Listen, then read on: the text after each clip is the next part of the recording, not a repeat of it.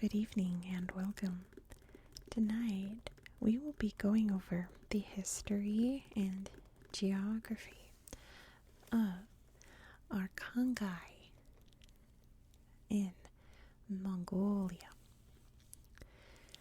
Now, as you can see here, Arkhangai is not spelled like it is in my description. I have seen this place spelled at least 4 or 5 different ways, but from what I can tell, it is all pronounced the same, Arkhangai. And it is named thus because it is near the Khangai Mountains that make up this southwestern portion of the Aimak, as it's known. The rest of it is much flatter. It's part of the steppe region.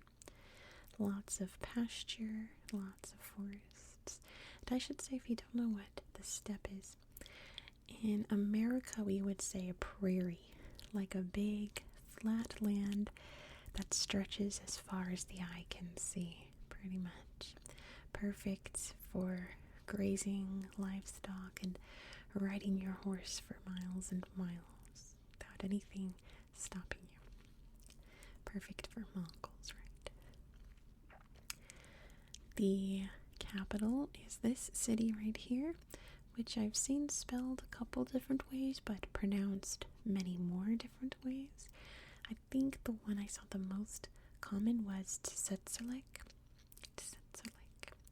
But I also saw Setserleg, Testerleg, like I saw quite a few, but I think Tsetserleg is the one I saw the most often. And this city is barely a city by like world standards. It's definitely the largest permanent settlement in the region, but it's not like a thriving, booming metropolis, right? It's much more like a big town, right? I went to some tourist websites which were very dubious, the Mongolian tourist websites. Some of them were unsecured, and my PC tried to tell me that, it wasn't safe to go to these websites, but I said YOLO and went anyway. And they were all in English, but clearly translated, and they were very charming. So I read one website that said Setserleg was the most pleasant town in Mongolia, and I read another that said it's considered the nicest town in Mongolia. But during the summer, they have a problem with flies. And in order to counteract that, you should drink fermented mare milk. So that's the kind of culture we're talking about here. That was recommended by some tourist company in Mongolia. Which, why would you not want to visit after hearing that, right? But this region is also very important because of the plains here, kind of where the steppe meets the mountains, is a very important site to the history of Mongolia, and it is a UNESCO World Heritage Site. So let me grab my tablet and we can read its description. It is the Arkhangai Valley Cultural Landscape. I hate that it's been doing that lately. Okay. The Arkhangai Valley Cultural Landscape. It says the 121,967 hectare Arkhangai Valley Cultural Landscape encompasses an extensive area of pasture land on both banks of the Arkhan River and includes numerous archaeological remains dating back to the 6th century. The site also includes Karakorum, the 13th and 14th century capital of Genghis Khan or Genghis Khan's vast empire, which sadly is just outside the borders of Arkhangai, so we won't be looking at that. Collectively, the remains in the site reflect the symbiotic links between nomadic pastoral societies and their administrative and religious centers, and the importance of the Arkhangai Valley in the history of Central Asia. The grassland is still grazed by Mongolian nomadic pastoralists. If we look at some of the pictures here, we can see some of the ancient buildings and artifacts there. And a good example here of what this land looks like. Just rolling hills, little settlements, cool temples, really cool temples, and lots of neat artifacts. So that is the region. We'll take a closer look at it on Google Earth. But when you look at the geography of just this corner of the world, it makes sense why this spot was important for the ancients.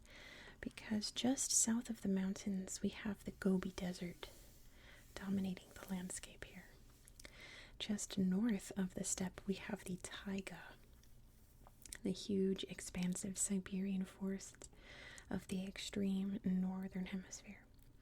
So right in the middle, you have this kind of, I guess comparatively to those regions, like a little paradise, like a little corner of just peaceful, flat land, green, and just open area wedged between these two extreme environments. So it makes sense. The region was known as Otuken by the ancient nomads, Otuken being the word for Mother Nature in their religion, which was known as Tengrism. And actually, I pulled up a little article about it. I'm going to grab my tablet again. We're going to read this article together to better explain it, because I really don't want to mess it up. The ancient religion of Tengrism. See, it says Tengrism or Tengrism is a shamanistic religion practiced in Central Asia.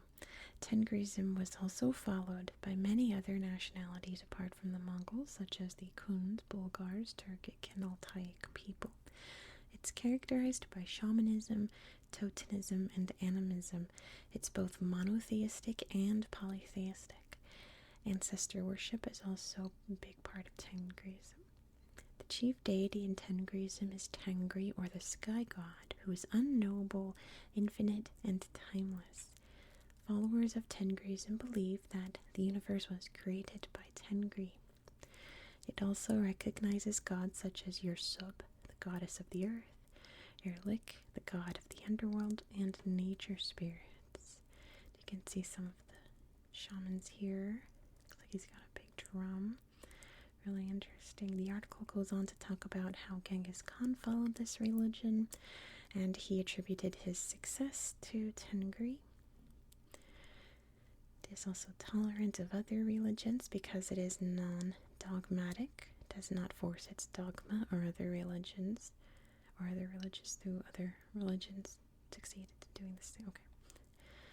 But there's another great picture here of what looks to be some kind of shaman here, wearing these cool robes also. So it's monotheistic and polytheistic in that there are other gods, but Tengri's the only one that you really worship, other demigods. And there's no one true religion. It says Tengrism believes there are many paths to God. As Monkey Khan, the fourth great Khan, said that just like Tengri gave man 5 fingers, he also has given different ways to reach God. If you are righteous in your thoughts and upright in your spirit, it doesn't matter which religion you follow, Tengri will accept you. And I kind of like that. I like that concept. So that is the ancient religion that had many famous corners. Many famous parts. What am I saying? Many famous religious or worshipping sites in the area, which is where a lot of the artifacts attribute to. I hope that sentence made sense. I don't know. But yeah, it was followed by the ancient Turkic peoples who lived here, and the Mongols who lived here, and would eventually, spread out. I think it's interesting that that religion didn't spread out as well as the Mongols expanded their empire, right? They did not force their religion on others, which I think, it mentioned there. Part of it is that, it doesn't matter if you follow it or not. You just have to be righteous, so on and so forth. So the Mongol Empire was not about spreading their religion, it was about spreading their wealth and power instead. So it's not really a widely practiced belief, not even today, because in the 1600s a new religion would come to Mongolia, and it was not Islam. It was not, there's cats fighting outside, I'm sorry. It was not Islam, not Christianity, not any of the religions of the area. It was Tibetan Buddhism. So a monk down in Tibet, which is literally on the other side of the Gobi Desert, past many, many mountains, felt the need to come to the heartland of the Mongols to preach their form of Buddhism, which, if you don't know, there's many different forms of Buddhism. And it took on like gangbusters in Mongolia. It like exploded. They built all kinds of monasteries, stupas, sacred sites, not just in Arkhangai, but all throughout Mongolia. I think it's still the official religion of Mongolia. But there was a moment where it was not. During the 1930s, I want to say. I want to say more during like the 1920s, 1930s, but I think in this area it was just during the 1930s, because that's all that I really found, was when Mongolia became communist. There was a civil war in Mongolia, just as there was one in Russia / the Soviet Union between the whites and the reds. A very, very similar civil war broke out in Mongolia, and the reds, the communists, won out.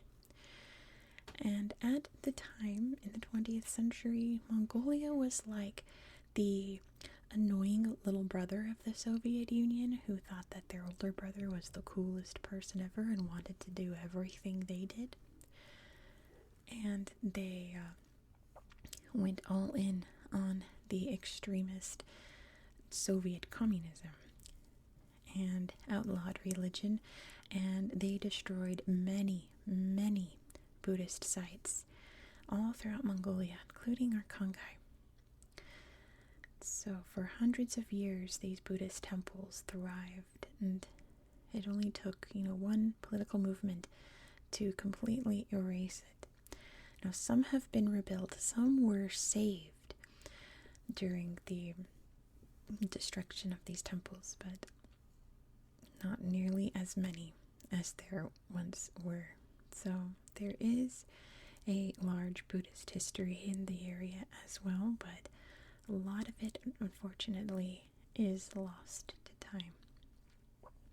Of course, Mongolia is no longer communist because after the Soviet Union collapsed and they renounced communism, so did little brother Mongolia, being like, oh yeah, we actually don't like that. We're just gonna go back to, being more industrial, So that is what I could find about the history of this region. Not many details, because as you can see, it's a very small corner of Mongolia. There are far more important areas. Like it said, Genghis Khan's capital, I think it was over here somewhere. It's not on this map that I can see, but it's somewhere over here, I want to say. Just outside the borders of Arkhangai. So, a lot happened in the area, but not here specifically. But I'm going to grab my tablet so I can show you the incredible landscape of this region. Let's go take a look. So here we are in Arkhangai, Imak. Let's zoom out so you can see exactly where we are in the world. And like I said, you can see the extreme tundra here of the north, the Gobi Desert here in the south, and we are right in between that. So you can see the desert and the forest kind of merging here to create this beautiful pastoral landscape. You can see some yurts, the homes of the nomadic peoples here, and my dream house. I'd love to have a yurt. This is Tsetserleg. So, not a booming city, right? but definitely the largest permanent settlement in the IMAG. So let's take a look at the area. We're going to start down here. It's really hard to see. Here we go. This is one of the parks of the mountains here. Arkhangai, Arkhangai, I guess. Where it's definitely where the mountains begin to meet the steppes. Big rolling grassy area. Big lake region here. There's quite a few lakes in the area. You can see this one is far more saline than that one. But we've got, let's see what this is. Nope, that's nothing. Okay. Let's look at the, oh no, never mind. I thought there was a slideshow at this lake, but maybe it was a different lake. Here we go. Oh, look at these rocks. That's amazing. But yeah, very beautiful, very like empty landscape, isn't it? Kind of like the nature's liminal space, I guess, right? Very wide and expansive. We're going to look at, it's really hard to get my bearings because the landscape looks the same. Let me pull up the borders again just to make sure I don't wander out. And we're going to see, let's look at the city. Sits are like right here. There it is, in all of its splendor. Very Soviet era construction there. Beautiful old temple there. Little gateway to the Gobi, looks like. Looks like a campground. Another monument there. In the winter time. So yeah, little horses. Just a very quaint town. This looks like a deer stone, one of the many relics of Mongolia, but it looks like it's been chipped off there. Some kind of treat.